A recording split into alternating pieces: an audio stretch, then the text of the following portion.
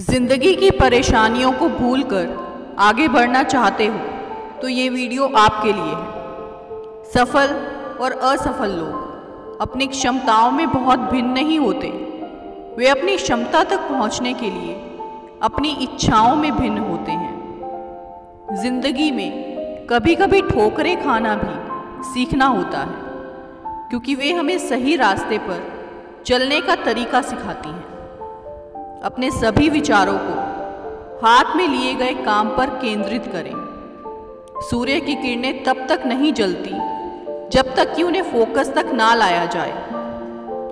गुरुकुल में सभी छात्र मिलजुल कर पढ़ाई करते थे। एक बार उनके आचार्य ने उन्हें एक चर्चा का विषय दिया, जिस पर सबको मिलकर उस चर्चा में शामिल होना था। चर्चा का विषय था, इस संसार में सबसे शक्तिशाली चीज़ कौन सी है।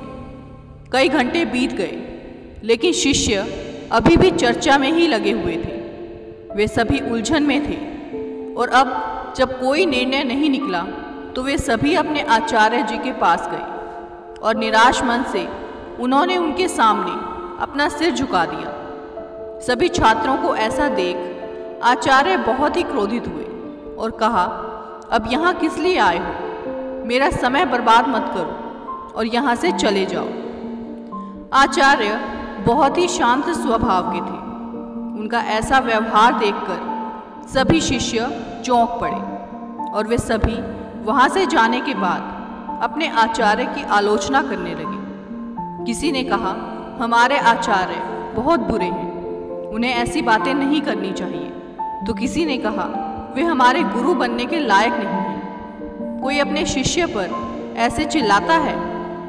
कुछ समय बीत जाने के बाद आचार्य अपने शिष्यों के बीच पहुंचे और बोले, शिष्यों, तुम सब कितने श्रेष्ठ हो जो अवकाश के दिन भी एक साथ मिलकर चर्चा कर रहे हो। मुझे तुम सब पर गर्व है। सभी शिष्यों के चेहरे पर मुस्कुराहट थी, क्योंकि अपनी प्रशंसा हर किसी को प्यारी लगती है। इसके बाद गुरुजी ने सभी शिष्यों को समझाते हुए कहा, प्रिय शिष्यों, आज का मेरा व्यवहार आप सबको अजीब लगा होगा, लेकिन ये मैंने जानबूझकर किया था। जब मैं तुम पर क्रोधित हुआ तो तुम सब ने मेरी आलोचना की, लेकिन जब मैंने तुम्हारी प्रशंसा की तो तुम सब खुश हो गए। असल मायने में वाणी से बढ़कर इस संसार में और कोई भी शक्तिशाली वस्तु नहीं है। इसीलिए हर व्यक्ति को सोच समझकर अपनी वाणी का प्रयोग करना चाहिए। सभी शिष्यों को अपने आचार्य से आज एक बहुत ही अच्छी सीख मिली थी। वाणी के कारण ही बड़े बड़े झगड़े होते हैं और इसी वाणी के कारण ही उन झगड़ों में सुलह होती है। इसीलिए बेहतर यही होगा कि हम अपनी वाणी में मधुरता लाएं और इस जीवन को सुखद बनाएं। फूंक मारकर दिए को बुझा सकते हैं, अगरबत्ती को नहीं, क्योंकि जो सुगंध फैलाता है उसे कोई बुझा नहीं सकता। सच्चा रिश्ता एक अच्छी पुस्तक जैसा होता है। कितने भी पुराने हो जाएं, फिर भी शब्द नहीं बदलते।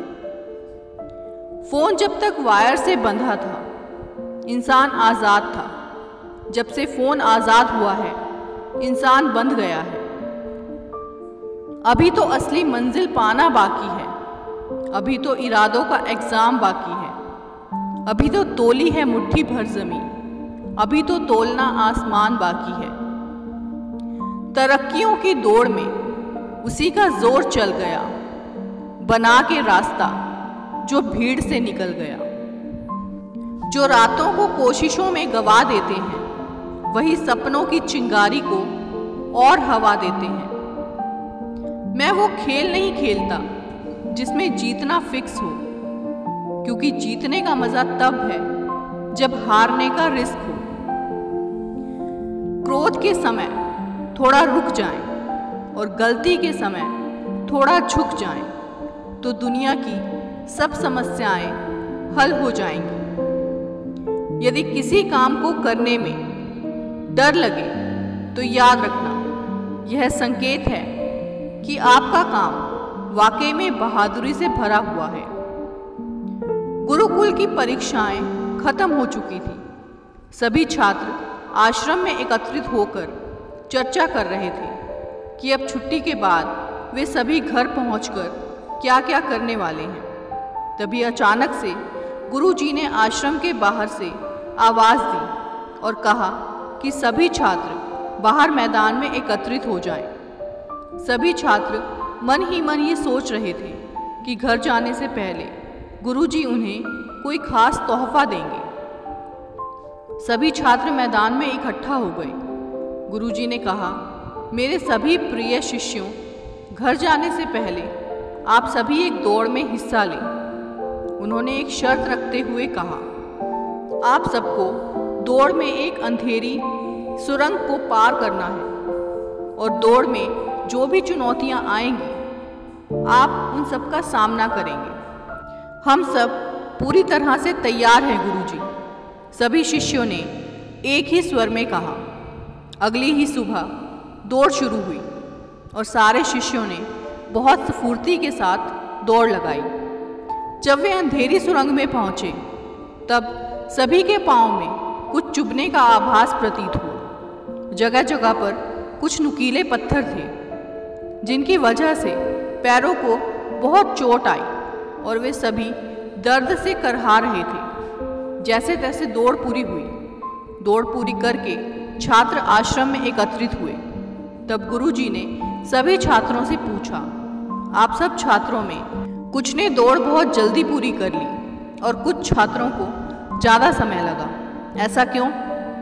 एक शिष्य ने इसका जवाब देते हुए कहा, गुरुजी, हम सभी छात्रों ने एक साथ दौड़ना शुरू किया, लेकिन अंधेरी सुरंग तक पहुंचते ही हम सबकी स्थिति बिल्कुल ही बदल गई। कुछ मित्रों के पैर में नुकीले पत्थर चुभने के कारण वे संभल कर आगे बढ़ रहे थे, तो कुछ मित्र पत्थरों को उठाकर अपने हाथ और जेब में पकड़ते जा रहे थे ताकि पीछे आ रहे दूसरे मित्रों को दर्द ना सहना पड़े।